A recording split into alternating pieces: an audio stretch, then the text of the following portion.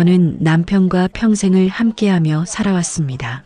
남편은 젊을 때부터 성실하고 묵묵하게 가정을 위해 일했지요. 큰 소리 한 번 내지 않고 사람들 앞에서는 늘 부드럽게 웃던 그런 사람이었습니다. 저는 그 사람 곁에서 아이를 키우고 시골 작은 집에서 살림을 꾸리며 서로 의지하고 나이 들어왔습니다. 그런데 우리 부부의 유일한 자식인 아들과는 이미 오래전부터 인연을 끊고 살고 있었습니다. 이유는 길지만 한마디로 말하면 아들이 스스로 부모를 버렸습니다. 결혼을 하더니 며느리 말만 듣고 우리를 찾아오지도 않고 연락 한 통 없는 세월이 십수년이었습니다. 명절에도 생일에도 심지어 남편이 큰 병을 앓았을 때조차 그들은 오지 않았습니다. 저는 마음속으로 이미 아들이라는 존재를 지워버렸습니다. 남편도 속으로는 참 많이 힘들어했지만 자식 찾아가서 무릎 꿇고 빌고 싶진 않다며 꿋꿋하게 버텼습니다. 그런데 남편이 치매 진단을 받은 지 1년이 다 되어가던 어느 날이었습니다. 평생 연락 끊고 살던 아들네가 느닷없이 우리 집 문을 두드렸습니다. 그날 저는 평소처럼 남편 약을 챙기고 있었는데 갑자기 현관문에서 큰 소리가 들렸습니다. 엄마! 저예요. 문 좀 열어주세요. 순간 제 심장이 덜컥 내려앉았습니다. 이 목소리를 몇 년 만에 듣는 걸까요? 저는 차갑게 대답했습니다. 돌아가. 너희 올 때 아니야. 그런데 문 밖에서 들려오는 목소리는 간절한 듯 하면서도 어딘가 날이 서 있었습니다. 아버지 건강이 많이 안 좋다고 들었어요.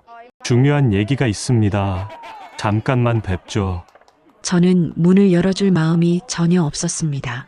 그런데 갑자기 밖에서 며느리 목소리가 섞여 들어왔습니다. 어머니, 아버지 재산 문제로 상의 드릴 게 있어요. 지금 안 만나면 나중에 후회하실 겁니다. 그 순간 저는 손이 부들부들 떨렸습니다. 재산 문제라는 말을 듣는 순간 왜 이들이 갑자기 나타났는지 직감할 수 있었습니다. 남편이 치매에 걸렸다는 소식을 어디선가 들었겠지요. 그리고 재산을 자기들 이름으로 옮기려고 온 겁니다. 저는 단호하게 말했습니다. 너희하고 나하고는 이미 남이야.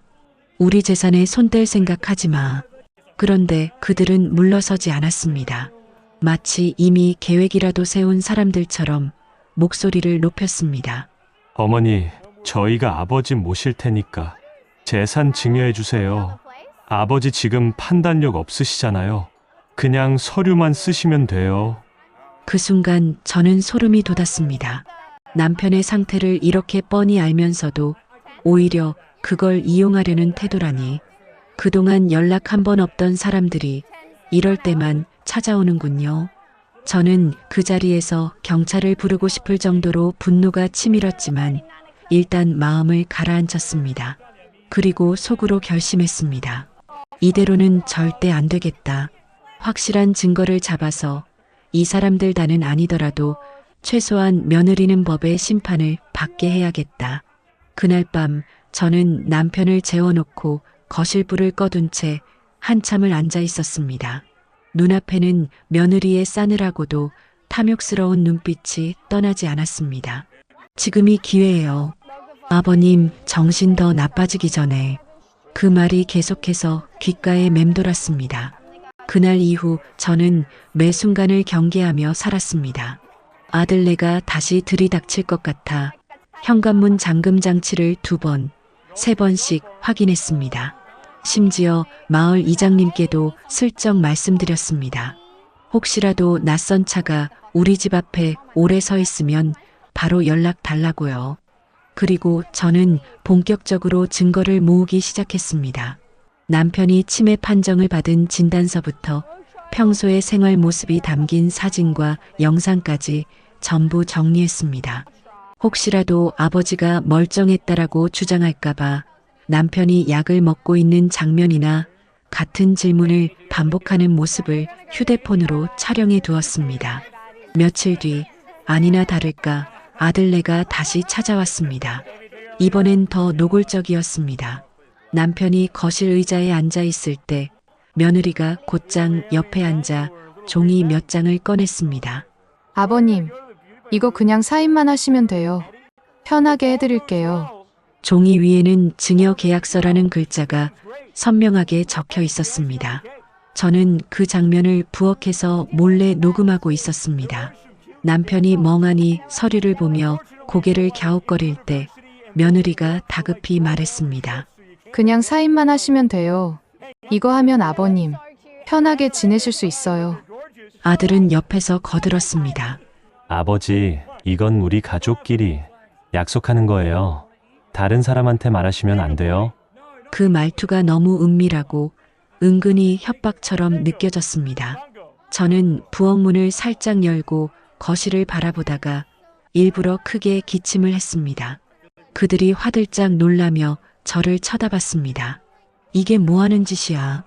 제 목소리는 떨렸지만 눈빛만큼은 단호했습니다.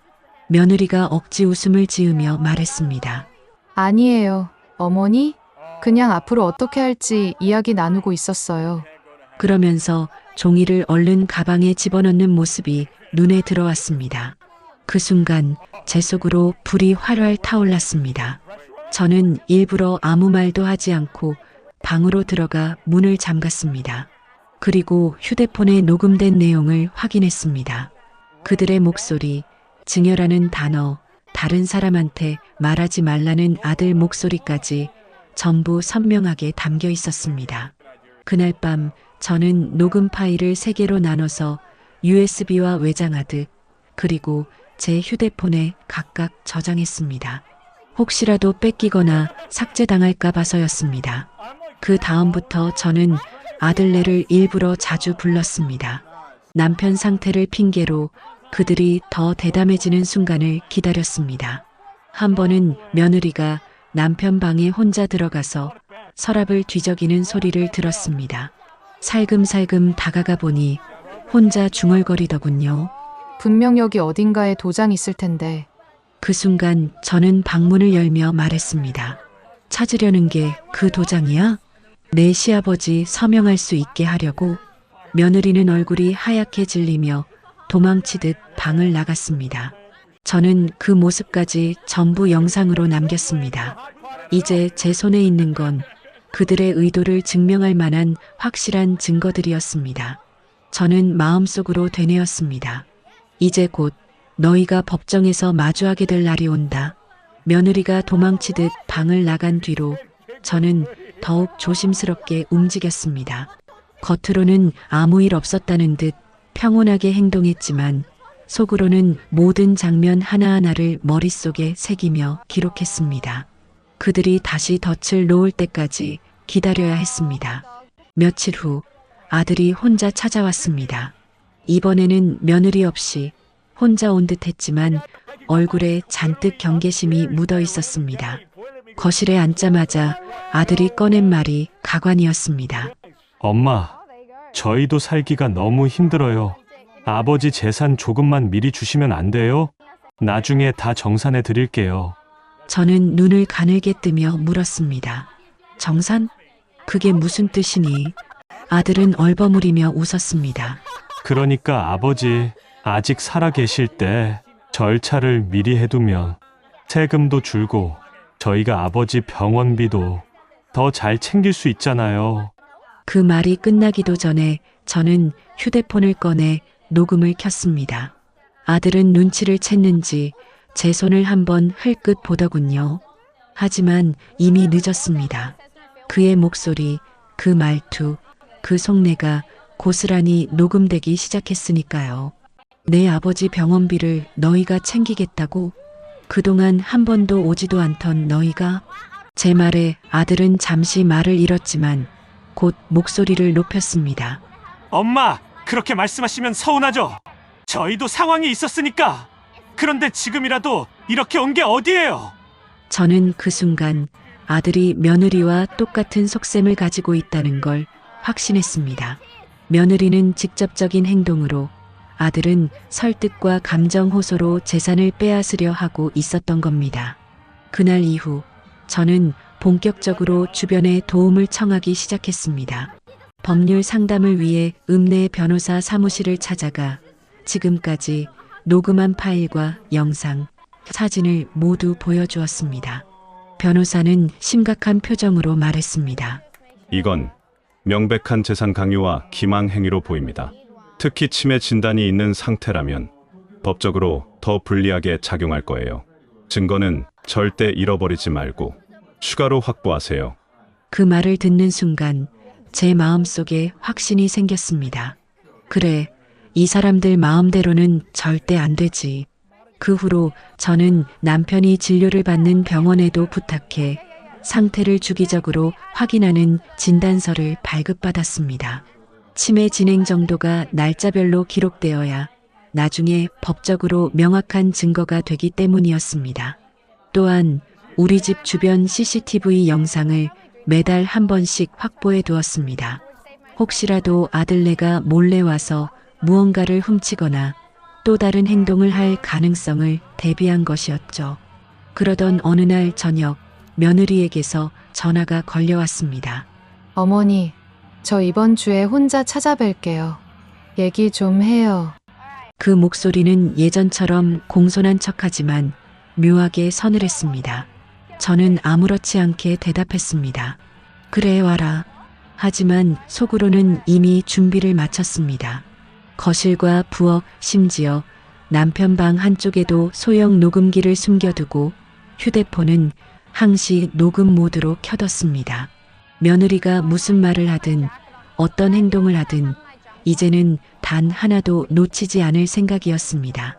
그 주 토요일 며느리가 약속대로 혼자 왔습니다.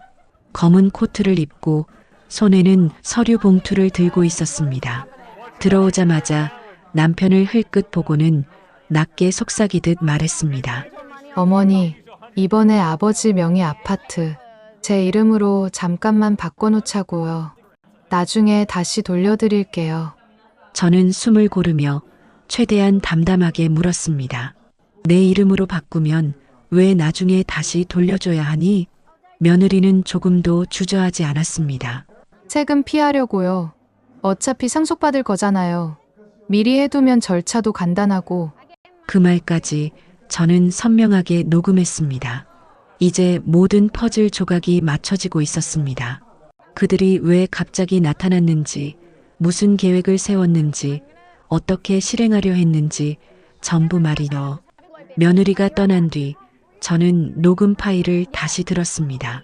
그 목소리, 그 뻔뻔한 말투, 그리고 서류 봉투를 꺼내며 아무렇지 않게 하는 제안까지 제 귀에 생생하게 남아 있었습니다.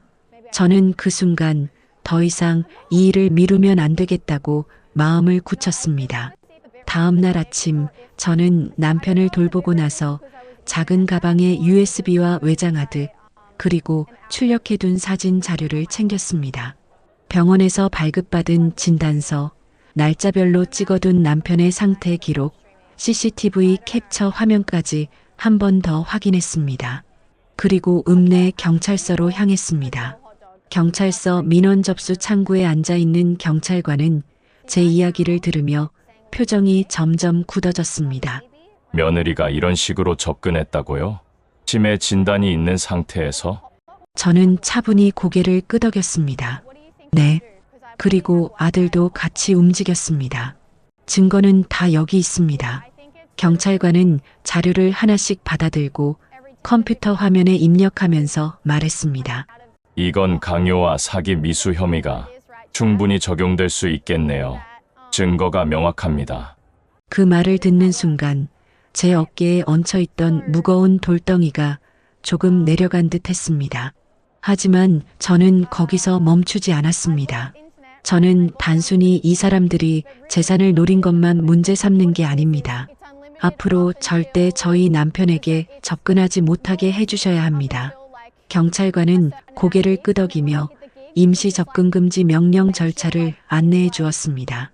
그날 접수증을 받아 집으로 돌아오는 길, 제 마음속엔 이상한 평온함이 찾아왔습니다. 마치 오래전부터 준비해 온 결전을 시작한 듯한 기분이었습니다. 며칠 후 경찰에서 연락이 왔습니다. 아들과 며느리를 각각 불러 조사하겠다는 내용이었습니다. 저는 그 소식을 들으며 그들이 조사실에서 무슨 변명을 할지 뻔히 상상됐습니다. 그런 의도 아니었다. 가족끼리 상의한 거였다. 아마도 이렇게 말하겠지요. 하지만 제 손에는 그들의 목소리, 표정, 행동이 고스란히 담긴 증거가 있었습니다. 그건 절대 부인할 수 없는 사실이었습니다.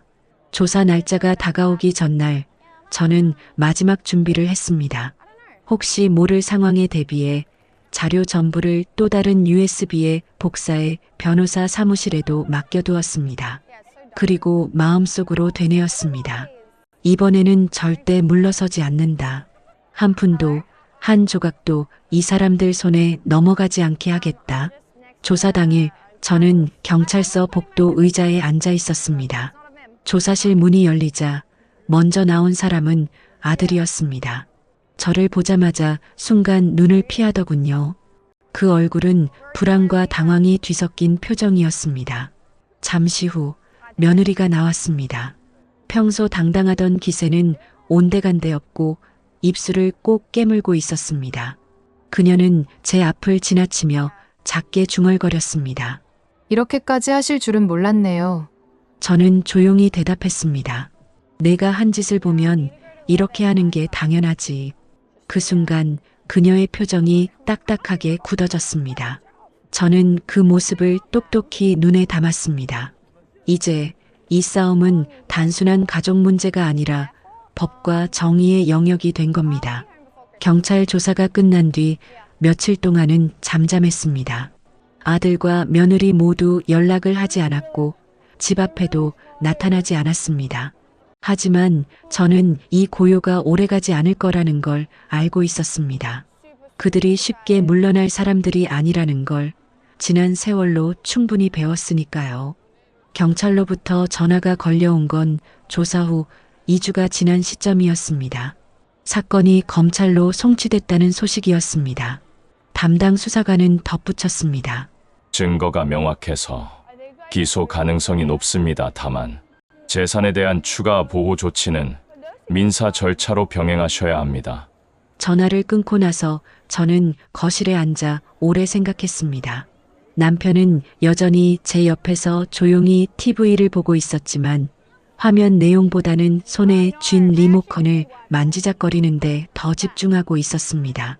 그 모습이 제 마음을 아프게 했습니다. 이 사람은 평생 성실히 살았는데 왜 말년이 이런 싸움으로 얼룩져야 하나? 그날 밤 저는 결국 결심을 굳혔습니다. 이 재산은 더 이상 우리 가족이라는 이름을 가진 사람들의 손에 남겨둘 이유가 없다고요. 오히려 남편과 저를 위해 평생을 애써준 병원, 그리고 지금도 치매 어르신들을 돌보고 있는 요양원에 전부 기부하는 것이 가장 깨끗하다고 생각했습니다. 다음 날 저는 시내에 있는 한 복지재단을 찾았습니다. 재단 이사장에게 상황을 처음부터 설명했습니다. 아들이나 며느리가 어떻게 재산을 노렸는지, 제가 어떤 과정을 거쳐 증거를 모았는지, 그리고 왜 기부를 결심했는지. 이사장은 제 이야기를 끝까지 듣고는 잠시 말을 잇지 못했습니다. 어르신 쉽지 않은 결정을 하셨네요. 정말 쉽지 않은. 저는 담담하게 웃었습니다. 저희 부부가 이 돈 가지고 저 세상까지 가져갈 수는 없잖아요. 차라리 남편과 같은 상황에 있는 분들에게 쓰이면 좋겠습니다. 그 자리에서 저는 기부 약정서 초안을 받아왔습니다. 서류를 들고 집으로 돌아오니 이상하게도 마음이 한결 가벼워졌습니다. 아들과 며느리가 아무리 발버둥 쳐도 이제는 이 재산이 그들의 손에 들어갈 방법이 없다는 확신 때문이었죠. 며칠 후 아들이 전화를 걸어왔습니다. 목소리가 거칠고 숨이 가빴습니다. 엄마, 우리가 뭘 그렇게 잘못했다고 이 지경까지 만드세요? 가족끼리 이러는 거 아니잖아요. 저는 차갑게 대답했습니다. 내가 한 짓이 가족이 할 짓이냐? 내 아버지 병을 이용해서 재산을 빼앗으려 한 게.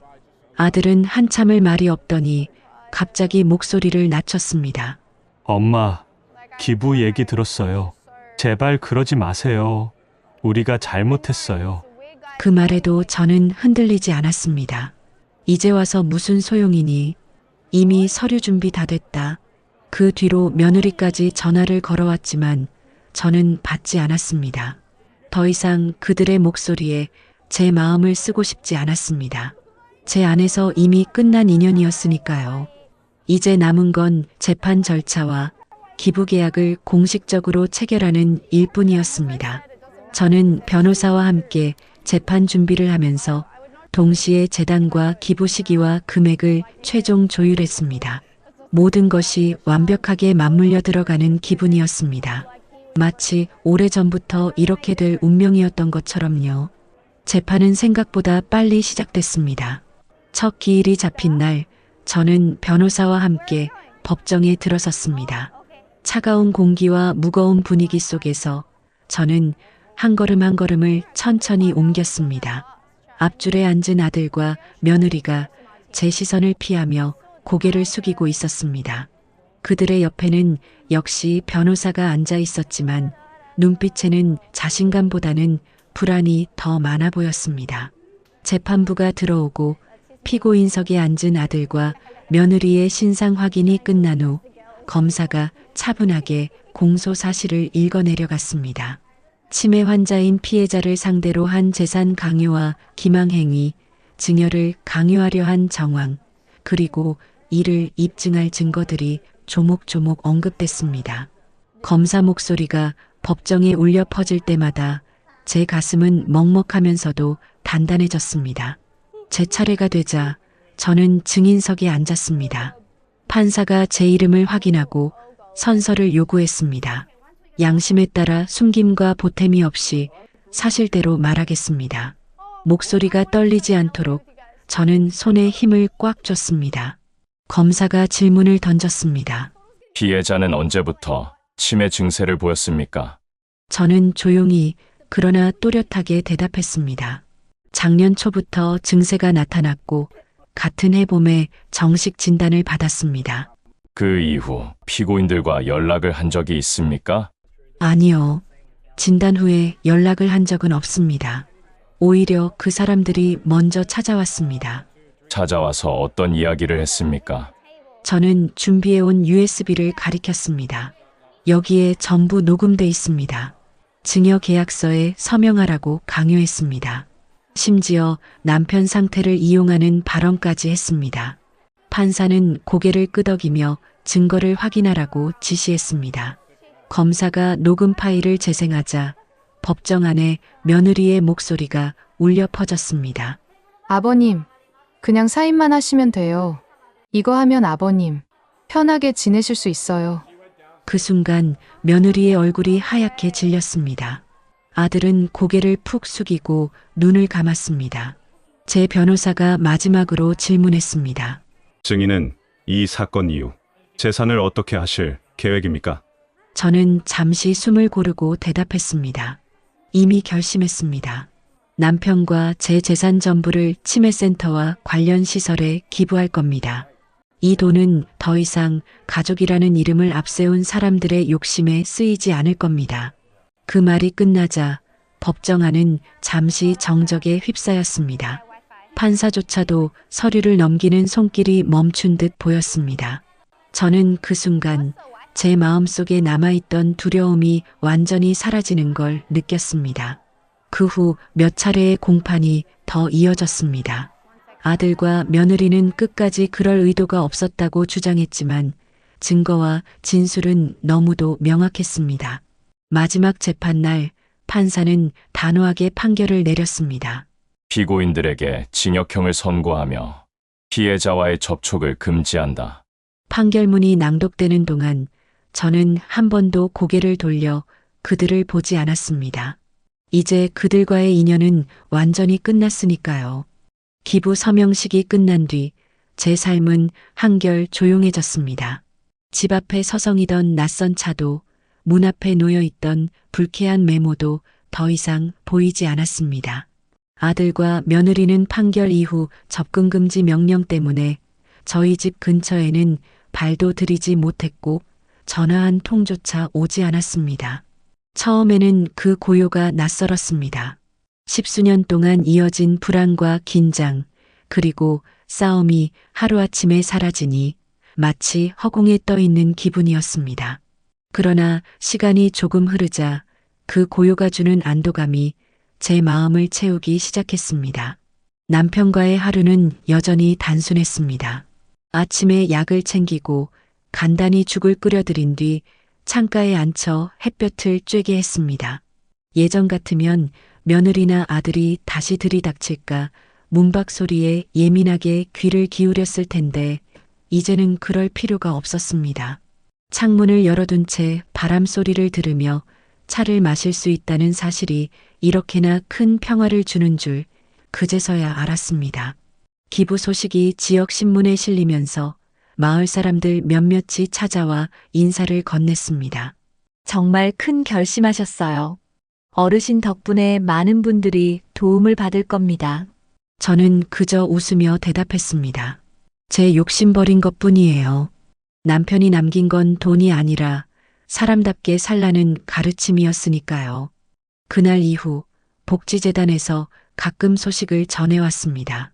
제가 기부한 재산 일부로 새 병동이 지어지고 그 안에 치매 어르신들을 위한 전용 공간이 마련된다고 했습니다. 사진 속 병동 벽에는 기억을 지키는 집이라는 이름이 걸려 있었고 작은 글씨로 제 남편과 제 이름이 새겨져 있었습니다. 그 모습을 보며 저는 마음속으로 남편에게 말을 걸었습니다. 여보, 이제 우리가 살아온 시간들이 다른 사람에게 힘이 될 거예요. 당신이 지켜온 정직함, 내가 끝까지 지킨 거죠. 저녁이 되면 남편과 함께 마당에 나가 하늘을 바라봤습니다.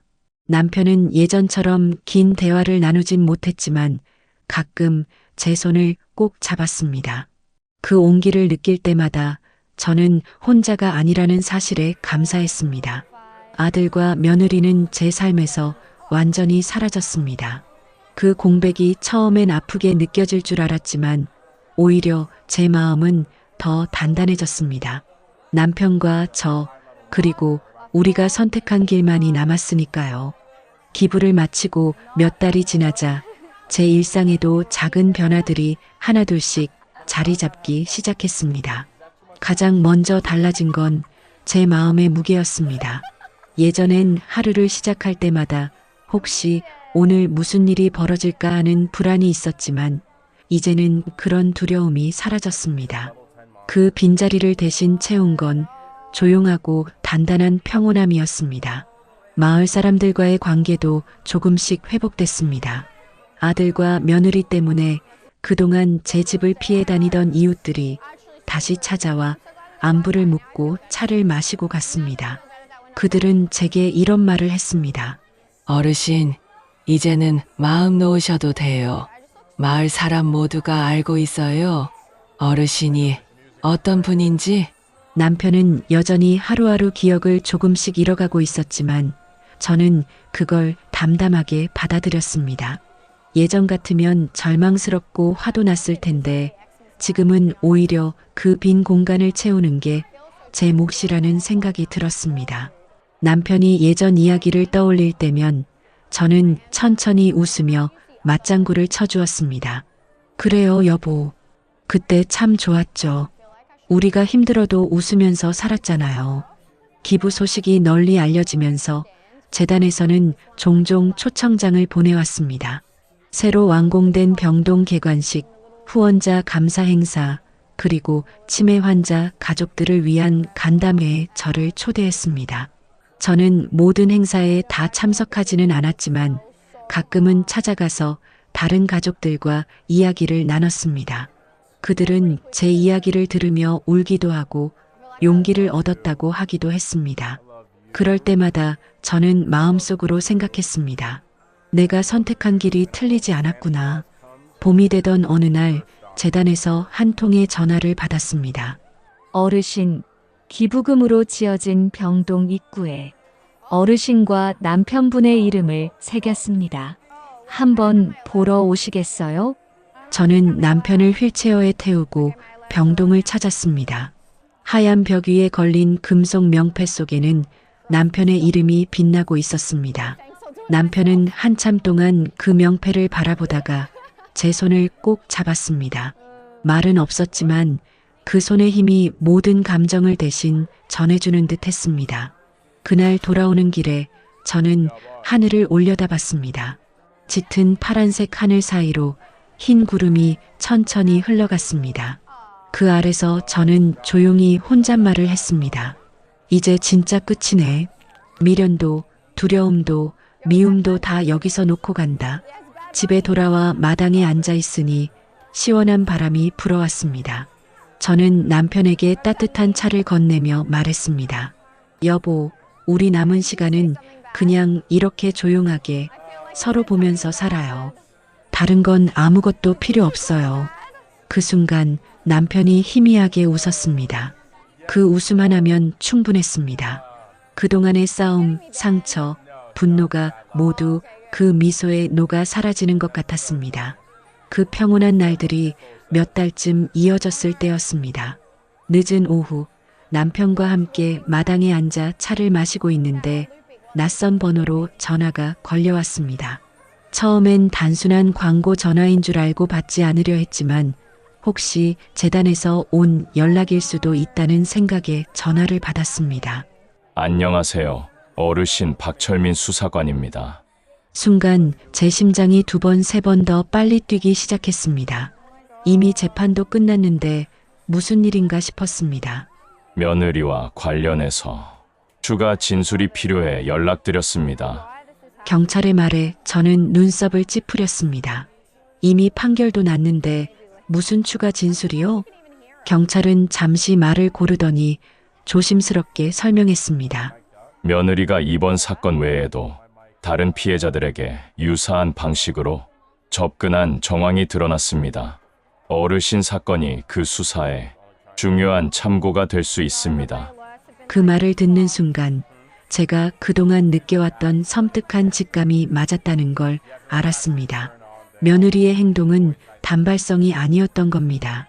그 집요함과 계획성, 그리고 치밀함이 우연일 리 없었지요. 저는 경찰의 요청을 받아들이기로 했습니다. 며칠 후 경찰서에 다시 나가 제가 모아둔 증거와 당시 상황을 더 구체적으로 진술했습니다. 그 과정에서 경찰이 내민 몇 장의 사진 속에는 저와 전혀 모르는 노인 부부가 있었습니다. 이분들도 비슷한 피해를 입으셨습니다. 며느리가 부동산 관련 상담을 핑계로 접근했죠. 사진을 보는데 마음 한쪽이 쓰라렸습니다. 이렇게까지 해서 뭘 얻고 싶은 걸까? 그 탐욕의 끝에는 아무것도 남지 않는다는 걸 그 사람은 왜 모를까 싶었습니다. 경찰서를 나와 집으로 돌아오는 길, 저는 마음이 복잡했습니다. 분노와 연민이 뒤섞였지만 그 감정들 속에서도 한 가지는 분명했습니다. 내 선택이 옳았다는 확신이 더 단단해졌다는 것. 만약 제가 그날 문을 열어주고 서류에 사인을 했다면 남편과 저는 지금쯤 모든 것을 잃고 절망 속에 있었을 겁니다. 그날 저녁 저는 남편에게 조용히 말했습니다. 여보, 우리만 겪은 일이 아니었대요. 다른 분들도 같은 피해를 입으셨다네요. 남편은 제 말을 다 이해하지 못했지만 제 손을 꼭 잡아주었습니다. 그 손의 온기가 다시 한번 제 결심을 굳게 만들었습니다. 며느리의 추가 범행 소식은 곧 지역사회에도 퍼졌습니다. 마을 사람들은 제게 와서 속삭였습니다. 어르신, 그때 정말 잘하셨어요. 아니었으면 저는 그저 고개를 끄덕이며 웃었습니다. 그 웃음 속에는 오랜 시간의 긴장이 풀린 안도와 다른 사람들을 지켜냈다는 작은 자부심이 섞여 있었습니다. 며느리의 추가 범행 소식이 알려지고 시간이 조금 더 흘렀습니다.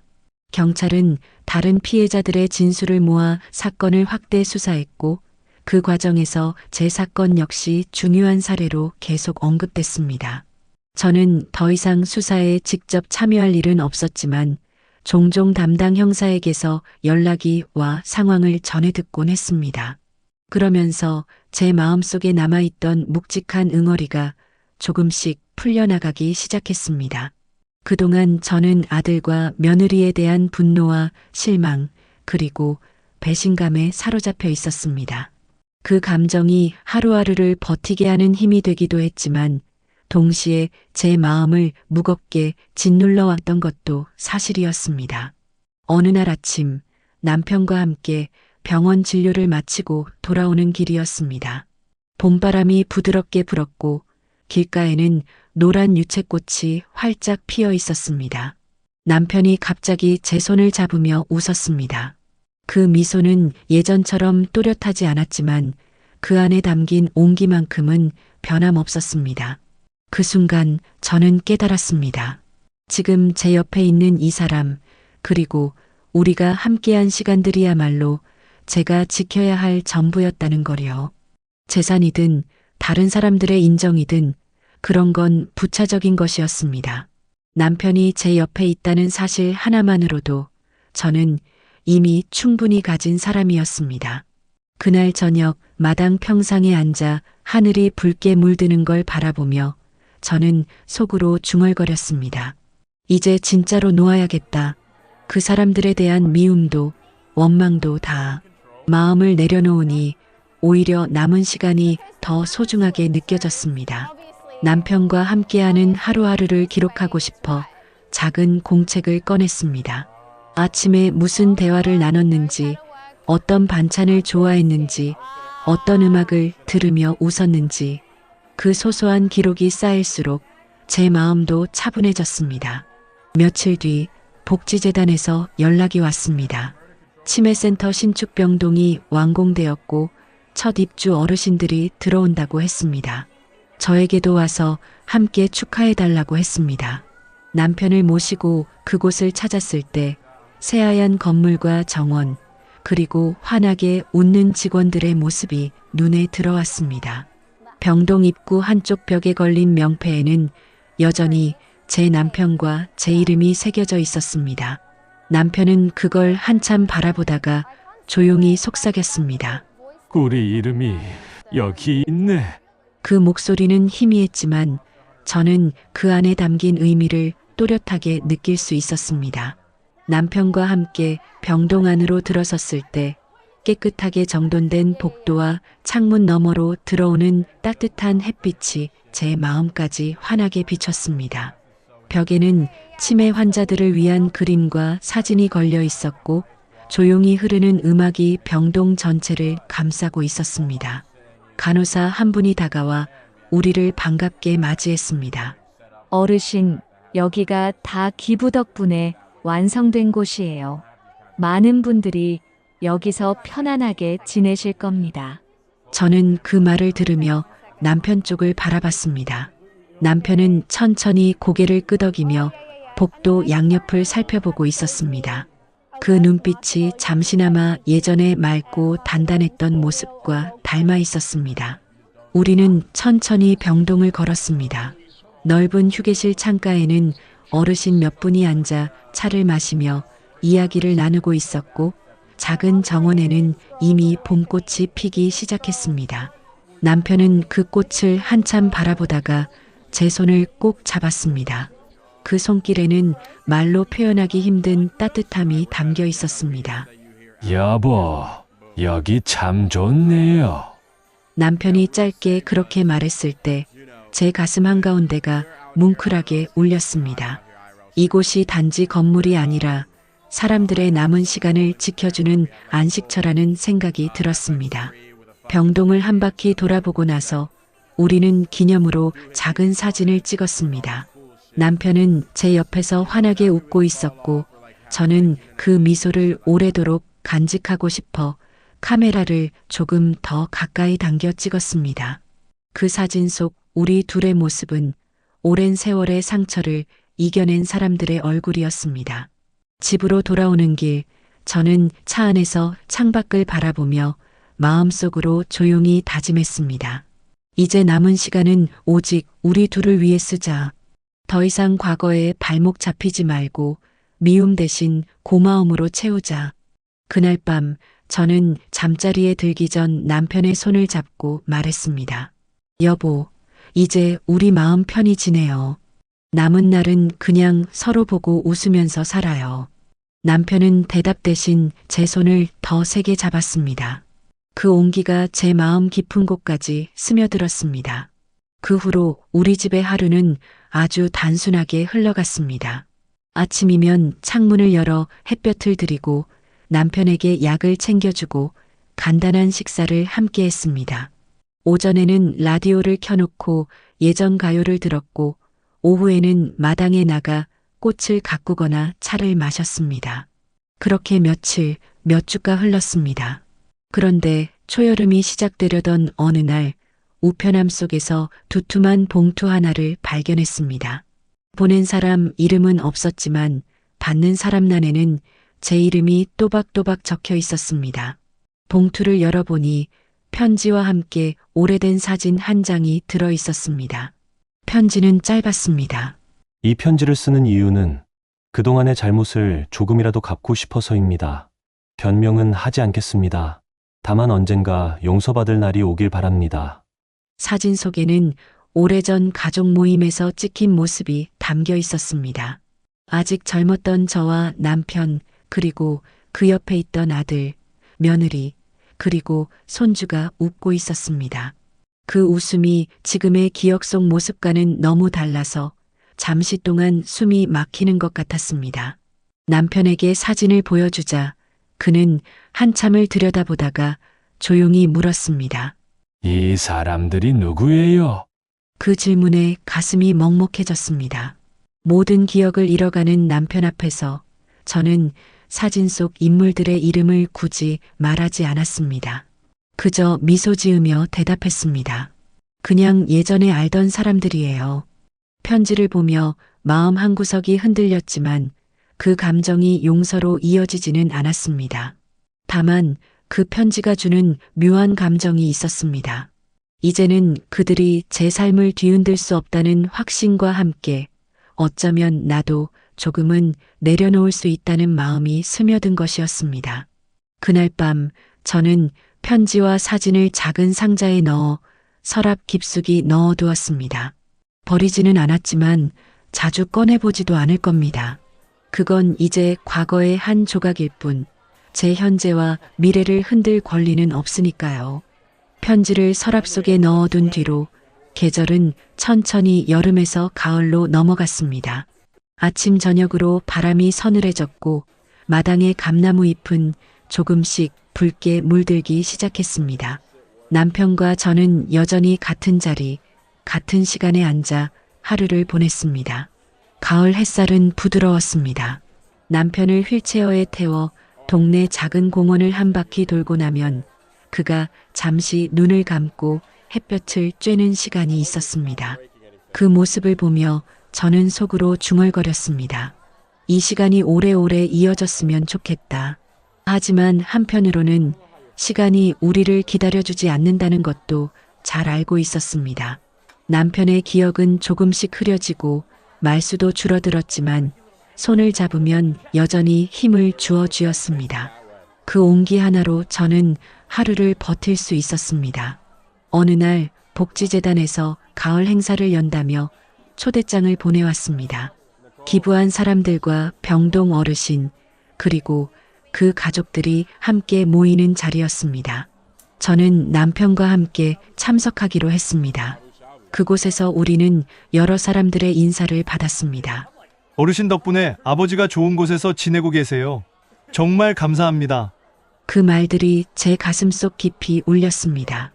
아들과 며느리에게 빼앗길 뻔했던 재산이 이렇게 누군가의 안식처가 되어 있다는 사실이 저를 더 단단하게 만들었습니다. 행사가 끝나갈 무렵 재단 관계자가 조용히 다가와 작은 꽃다발을 건넸습니다. 이건 남편분께 드리는 거예요. 이곳의 첫 기부자 부부니까요. 남편은 꽃을 받아들고 한참을 바라보다가 제 손에 쥐어주었습니다. 당신이 받아요. 이건 당신 덕분이에요. 그 말에 저는 잠시 말을 잇지 못했습니다. 집으로 돌아오는 길, 저는 창밖의 황금빛 논을 바라봤습니다. 그리고 문득 이 계절이 우리에게 마지막으로 주어지는 선물 같다는 생각이 들었습니다. 남편이 제 옆에 있는 이 시간, 그리고 제가 지켜낸 이 평온이 더없이 소중하게 느껴졌습니다. 가을이 한층 깊어지자 집안에도 서늘한 공기가 스며들었습니다. 저는 저녁마다 보일러를 조금씩 올리고 남편의 무릎 위에는 두툼한 담요를 덮어주었습니다. 창밖으로는 감나무의 잎이 거의 떨어져 나가 이제는 주홍빛 가미가지 끝에 달랑달랑 매달려 있었습니다. 어느 날 저녁 남편과 저는 거실에서 나란히 앉아 있었습니다. 라디오에서는 오래된 트로트가 흘러나왔고 남편은 그 멜로디를 따라 흥얼거리다 말았습니다. 그러더니 제 손을 조심스레 잡으며 물었습니다. 우린 행복하게 살았나요? 그 질문은 제 가슴을 찌르듯 파고들었습니다. 순간 눈물이 차올랐지만 저는 꾹 참으며 미소 지었습니다. 그럼요. 여보랑 함께한 시간은 다 행복했어요. 힘든 일도 많았지만 그래도 우리는 서로 지켰잖아요. 남편은 제 얼굴을 잠시 바라보다가 천천히 고개를 끄덕였습니다. 그 눈빛 속에는 희미하지만 분명한 안도감이 담겨 있었습니다. 그 순간 저는 마음속 깊은 곳에서 하나의 결심을 했습니다. 남편이 기억을 잃어도 끝까지 제가 두 사람 몫의 기억을 안고 가겠다고. 그날 이후 저는 남편과의 대화를 더 자주 녹음하고 사진을 찍기 시작했습니다. 언젠가 그가 제 이름조차 기억하지 못하게 되더라도 그 순간의 표정과 목소리를 남겨두고 싶었습니다. 그건 제게 남은 시간 동안 할 수 있는 마지막 지킴이의 역할이었습니다. 그러던 어느 날 병동에서 연락이 왔습니다. 곧 연말을 맞아 작은 음악회를 연다고 했습니다. 남편이 음악을 좋아했던 걸 기억한 저는 그 소식을 듣고 흔쾌히 참석하기로 했습니다. 그날 남편이 어떤 반응을 보일지 마음 한구석이 기대와 두려움으로 뒤섞였습니다. 음악회 날 우리는 조금 일찍 병동에 도착했습니다. 강당 안은 이미 환한 조명 아래 의자들이 가지런히 놓여 있었고 무대 위에는 악기들이 준비돼 있었습니다. 병동 어르신들과 가족들이 하나둘씩 자리에 앉으며 웅성거렸고 남편은 제 손을 꼭 잡은 채 천천히 고개를 돌려 주변을 살폈습니다. 공연이 시작되자 바이올린 소리가 잔잔하게 퍼졌습니다. 첫 곡은 오래전 우리가 결혼식에서 들었던 축가와 비슷한 멜로디였습니다. 남편이 제 얼굴을 바라보더니 아주 천천히 입꼬리를 올렸습니다. 그 미소는 짧았지만 제겐 오래전의 시간이 한순간에 되살아나는 듯 했습니다. 세 번째 곡이 시작되었을 때 저는 숨이 멎는 줄 알았습니다. 그 곡은 우리가 젊었을 때 함께 즐겨 듣던 노래였습니다. 라디오에서 흘러나오면 꼭 볼륨을 높이고 부엌에서 요리를 하다 말고 같이 따라 부르던 그 노래. 놀랍게도 남편이 갑자기 가사를 따라 부르기 시작했습니다. 발음은 또렷하지 않았지만 박자와 멜로디는 분명하게 기억하고 있었습니다. 저는 눈물이 왈칵 쏟아질 뻔했지만 그 순간을 놓치고 싶지 않아 가만히 그의 손을 더 세게 쥐었습니다. 남편은 끝까지 노래를 흥얼거렸고 곡이 끝난 뒤에도 여운이 남은 듯 조용히 미소 지었습니다. 그 장면이 제 마음속 깊이 새겨졌습니다. 남편의 기억이 점점 사라져도 우리 둘만의 노래와 함께한 시간은 어딘가에 남아있다는 걸 확인한 순간이었으니까요. 그리고 저는 확신했습니다. 아무리 세월이 흐르고 기억이 희미해져도 우리가 함께한 삶의 본질은 결코 사라지지 않는다는 것을. 행사가 끝난 후 저는 남편을 병동 앞 벤치에 앉히고 조용히 말했습니다. 여보, 오늘 정말 좋았어요. 당신 덕분에 제 마음이 참 따뜻해졌어요. 남편은 제 손을 쥔 채 고개를 끄덕였습니다. 그 단순한 동작 하나가 제겐 어떤 말보다 깊은 대답이었습니다. 음악회가 끝난 뒤 계절은 금세 겨울로 접어들었습니다. 아침마다 유리창에 서리가 내려앉았고 바깥 공기는 손끝이 얼어붙을 만큼 차가워졌습니다. 저는 보일러 온도를 조금 더 올리고 남편의 침대 곁에 전기방석을 깔아주었습니다. 겨울 첫눈이 내리던 날, 우리는 거실 창가에 나란히 앉아 하얀 세상을 바라봤습니다. 눈송이가 소리 없이 내려와 마당을 덮고 지붕 위에도 순식간에 하얀 이불이 깔렸습니다. 남편은 창밖을 보다가 천천히 제 쪽으로 고개를 돌렸습니다. 그리고 조용히 물었습니다. 당신이 제 아내 맞죠? 그 한마디에 제 심장이 쿵 내려앉았습니다. 잠시 숨을 고르고 저는 부드럽게 대답했습니다. 그럼요. 여보의 아내 맞아요. 오래전부터 그리고 앞으로도 쭉. 남편은 잠시 저를 바라보다가 마치 안도하는 듯 숨을 내쉬었습니다. 그 표정이 얼마나 순수하고 연약해 보이던지 가슴이 저려왔습니다. 저는 그 순간 깨달았습니다. 비록 그는 제 이름을 잊을 수 있어도 제 존재만큼은 어딘가에 남아있다는 거요. 그날 밤 저는 남편 옆에 앉아 오래도록 그의 손을 잡고 있었습니다. 밖에서는 눈이 계속 내렸고 방 안은 온기로 가득했습니다. 저는 속으로 다짐했습니다. 남은 시간이 얼마든 나는 끝까지 이 사람 곁에 있겠다. 이 사람의 세상이 다 사라져도 나는 마지막까지 그의 빛이 되겠다.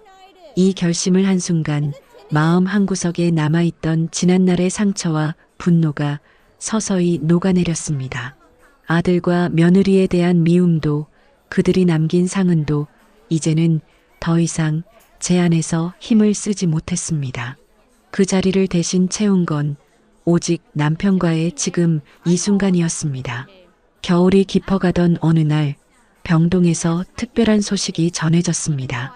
해마다 연말이 되면 가족들이 함께하는 기억의 하루라는 작은 행사를 연다는 것이었습니다. 환자와 가족이 함께 사진을 찍고 짧은 영상을 남기며 그 순간을 오래도록 간직할 수 있게 해주는 행사였습니다. 저는 망설임 없이 신청서를 제출했습니다. 남편의 기억 속에서 오늘이 내일이면 사라질지라도 그 순간을 기록으로 남길 수 있다면 그것만으로도 충분했으니까요. 행사 당일 병동 안은 따뜻한 조명과 장식으로 가득했습니다. 작은 크리스마스 트리가 세워져 있었고 벽에는 가족들이 함께 찍은 사진들이 걸려 있었습니다. 직원들이 마련한 의상과 소품 중에서 저는 남편에게 어울릴 만한 짙은 회색 니트를 골랐습니다. 그리고 저는 오래전 결혼식 사진 속에서 입었던 것과 비슷한 색의 목도리를 둘렀습니다. 사진 촬영 시간이 되자 남편은 의자에 앉았고 저는 그 옆에 나란히 섰습니다.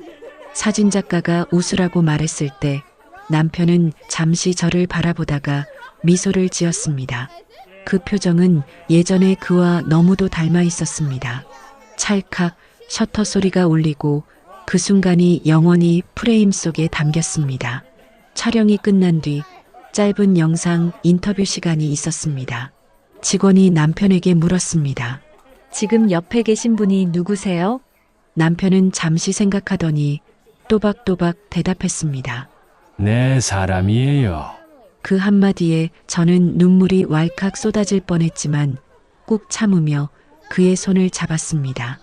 기억이 희미해져도 관계의 본질은 여전히 그 안에 남아있다는 걸 느낀 순간이었습니다. 행사가 끝난 뒤 우리는 작은 액자에 담긴 사진과 USB에 저장된 영상을 받아 집으로 돌아왔습니다. 저는 그것을 서랍 속 깊숙이 넣으며 속으로 중얼거렸습니다. 이게 우리의 증거다. 우리가 함께 살아왔다는, 그리고 끝까지 함께 했었다는. 그 특별한 하루가 지나고 며칠 뒤 올해 마지막 눈이 내렸습니다. 창밖에는 소복이 쌓인 눈 위로 가로등 불빛이 은은하게 번졌고 집안은 고요하게 잠들어 있었습니다. 그날 밤 저는 남편을 재운 뒤에도 쉽게 잠이 오지 않아 거실에서 따뜻한 차를 마시고 있었습니다. 잠시 후 남편이 천천히 방에서 걸어 나왔습니다. 담요를 어깨에 걸친 채 제 옆에 앉으며 중얼거렸습니다. 밖이 참 조용하네요. 그 말투는 오랜만에 듣는 또렷하고 차분한 목소리였습니다. 저는 웃으며 고개를 끄덕였습니다. 그러게요. 눈이 이렇게 많이 오는 날은 세상이 멈춘 것 같아요. 남편은 창밖을 한참 바라보다가 갑자기 제 손을 잡았습니다. 그 손길이 오래도록 떨림없이 단단했습니다. 당신이 있어서 참 다행이에요. 그 짧은 말에 제 가슴이 벅차올랐습니다. 그동안 수없이 다짐했던 결심들이 이 한마디로 보상받는 것 같았습니다. 우리는 말없이 한동안 눈 내리는 풍경을 바라봤습니다. 창문에 맺힌 서리 너머로 떨어지는 눈송이들이 조용히 포개지고 마당 가득 쌓이는 모습이 참 평화로웠습니다. 그 순간 저는 깨달았습니다. 내가 지켜온 건 단순히 재산이나 시간만이 아니라 이 사람과 함께한 우리의 세상이었다는 거요. 그날 밤 남편은 제 손을 잡은 채 그대로 소파에 기대어 잠이 들었습니다. 저는 그 곁에서 조용히 숨소리를 들으며 이 겨울이 우리에게 주는 마지막 선물이 오래오래 머물길 빌었습니다.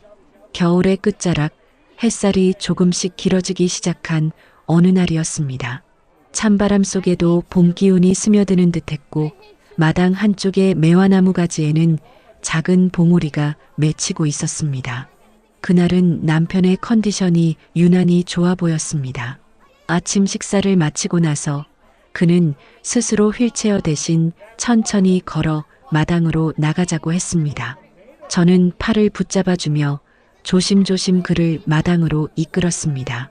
마당에 나와 매화나무 앞에 서자 남편은 한참을 그 봉우리를 바라봤습니다.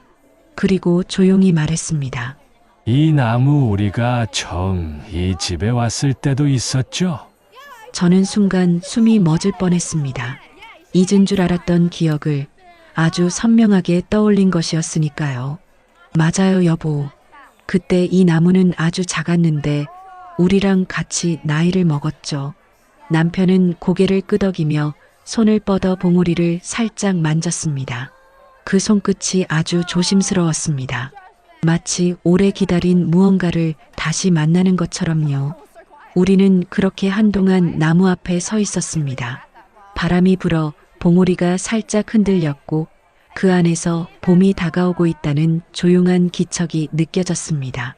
그 순간 제 마음도 함께 풀려나갔습니다. 오랜 세월 쌓였던 상처와 분노, 그리고 버거웠던 무게가 서서히 녹아 사라지는 것 같았습니다. 남편은 잠시 뒤 제 손을 꼭 잡고 말했습니다. 당신 덕분에 내가 아직 여기 서 있는 것 같아요. 저는 그 말에 아무 대답도 하지 않고 그저 그의 손을 더 세게 잡았습니다. 그 온기가 제 손끝에서 심장까지 전해졌습니다. 그날 저녁 우리는 마당의 매화나무를 창문 너머로 바라보며 조용히 차를 마셨습니다.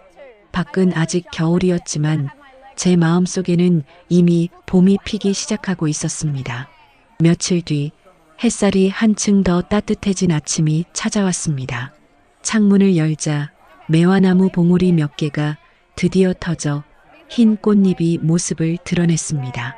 작지만 단정한 그 꽃들은 바람에 살짝 흔들리며 마치 우리에게 봄이 왔음을 알리는 듯 했습니다. 저는 남편을 부드럽게 깨웠습니다. 여보, 매화가 피었어요. 오늘은 마당에 나가서 같이 봐요. 남편은 천천히 눈을 뜨고 제 목소리를 따라 고개를 끄덕였습니다. 우리는 담요를 어깨에 걸치고 마당으로 나갔습니다. 햇볕 아래 선 매화나무는 그동안 기다린 시간이 무색할 만큼 환하게 피어 있었습니다. 남편은 나무 앞에 서서 오랫동안 꽃을 바라봤습니다. 그리고 아주 낮은 목소리로 중얼거렸습니다. 참 예쁘네요. 우리 인생 같아요. 힘든 겨울 지나고 이렇게 다시 피잖아요. 그 말을 듣는 순간 제 눈가가 뜨거워졌습니다. 그동안 우리가 견뎌낸 모든 날들이 스쳐 지나갔습니다. 아들과 며느리와의 고통스러운 싸움, 긴 법정 공방, 그리고 재산을 지켜내고 기부까지 마쳤던 날들. 그 모든 겨울 같은 시간이 있었기에 지금 이 순간이 더 빛나는 것이겠지요. 저는 남편 옆에 서서 그 매화를 함께 바라봤습니다. 맞아요. 우리도 이렇게 버텼으니까 다시 피었네요. 남편은 제 손을 잡고 미소 지었습니다. 그 미소가 이번 겨울의 끝과 함께 우리 이야기를 완전히 감싸 안아주는 듯 했습니다. 그날 오후 저는 작은 결심을 했습니다. 이제는 더 이상 과거를 되새기지 않겠다고. 앞으로는 오직 오늘과 내일, 그리고 우리 둘의 남은 시간을 위해 살겠다고. 그 다짐이 마음속 깊이 내려앉자 마치 숨이 훨씬 더 편해진 듯 했습니다. 며칠이 지나자 매화나무는 온통 하얀 꽃으로 뒤덮였습니다. 마당에 나서면 은은한 향기가 바람을 타고 집안까지 스며들었고 그 향기만으로도 하루가 한결 부드러워지는 듯 했습니다. 그날 아침 남편의 표정이 유난히 편안해 보였습니다. 아침 식사를 마치고 나서 그는 조용히 말했습니다. 오늘은 그냥 밖에서 오래 있고 싶어요. 저는 작은 의자를 마당 매화나무 그늘 아래에 두고 따뜻한 담요와 차를 준비했습니다. 우리는 나란히 앉아 봄볕을 받으며 차를 마셨습니다. 남편은 잔을 두 손으로 감싸 쥐고 매화 꽃잎이 바람에 흩날리는 모습을 한참 바라봤습니다. 꽃이 지면 또 여름이 오겠죠? 그 물음에 저는 고개를 끄덕이며 대답했습니다. 그렇죠. 그리고 또 가을, 또 겨울이 오고요. 남편은 미소를 지으며 이어 말했습니다. 그래도 이렇게 매번 다시 피는 걸 보면 사는 게 참 대단해요. 그 목소리는 나지막했지만 제 마음 한가운데 깊이 울렸습니다. 그날 하루는 시계의 바늘마저 느리게 움직이는 것 같았습니다. 점심을 먹고 난 후에도 우리는 계속 마당에 앉아 있었고 해가 지기 전까지 거의 말을 하지 않았습니다. 대신 서로의 손을 잡고 눈앞의 풍경을 함께 바라봤습니다. 그 침묵 속에는 긴 세월의 이야기와 남은 시간을 함께 지켜가겠다는 약속이 묻혀 있었습니다. 저녁 무렵 매화나무 위로 지는 해가 붉게 물들었습니다. 꽃잎에 부딪힌 햇빛이 반짝이며 사라지는 모습이 마치 우리의 긴 여정에 내려앉은 마지막 황혼처럼 느껴졌습니다. 해가 완전히 저물자 마당은 차가운 공기와 함께 고요에 잠겼습니다. 매화향은 더 짙어졌고 별빛이 하나둘 하늘에 떠올랐습니다. 저는 남편을 부축해 거실로 들어오게 한 뒤 벽난로 앞에 놓인 소파에 함께 앉았습니다. 조용히 불꽃이 타오르는 소리를 들으며 남편이 제 손을 잡았습니다. 그 손길은 하루 종일 따뜻하게 데워진 햇볕처럼 부드러웠습니다. 잠시 침묵이 흐른 뒤 그는 낮게 물었습니다. 당신은 후회되는 게 없어요? 그 질문은 제 마음을 깊이 울렸습니다. 저는 잠시 생각하다가 고개를 천천히 저었습니다. 없어요. 힘든 일도 많았지만 결국 우리가 이렇게 함께 있잖아요. 그게 다예요. 남편의 눈가에 미소가 번졌습니다. 나도 그래요. 기억이 자꾸 사라져도 당신 얼굴은 꼭 남기고 싶어요. 그 말에 저는 목이 메었지만 억지로 웃으며 그의 손을 더 꽉 잡았습니다. 그럼 여보, 오늘처럼 이렇게 손만 잡고 있어도 돼요. 말이 없어도 다 알 수 있으니까. 남편은 고개를 끄덕이며 제 어깨에 살짝 기대었습니다. 그 순간 시간마저 우리 둘만을 위해 멈춰준 듯 했습니다. 벽난로의 불빛이 점점 잦아들고 창밖에는 매화향이 스며든 밤 공기가 감돌았습니다. 저는 속으로 조용히 다짐했습니다. 이 사람 곁에서 끝까지, 그리고 마지막까지 웃으면서. 그날 밤 이후 며칠 만에 찾아온 이른 봄 아침은 유난히 맑았습니다. 창문을 열자 차가운 기운 속에서도 부드러운 바람이 스며들었고 멀리서 참새 지저귀는 소리가 들려왔습니다. 햇살이 거실 바닥까지 길게 들어와 소파 옆에 놓인 남편의 담요 끝자락을 환하게 비쳤습니다. 남편은 아직 잠에서 덜 깬 얼굴로 저를 바라보았습니다. 오늘 바람이 참 좋네요. 그 말에 저는 미소 지으며 대답했습니다. 그래요. 우리 매화나무 꽃잎이 바람에 흩날릴지도 몰라요. 같이 나가서 볼까요? 남편을 부축해 마당으로 나가니 하얀 매화 꽃잎이 정말로 바람을 타고 천천히 흩날리고 있었습니다. 그 모습이 마치 눈처럼 부드럽게 내려앉아 발끝에 가만히 모였습니다. 남편은 그 광경을 한참 바라보다가 제 손을 꼭 잡았습니다.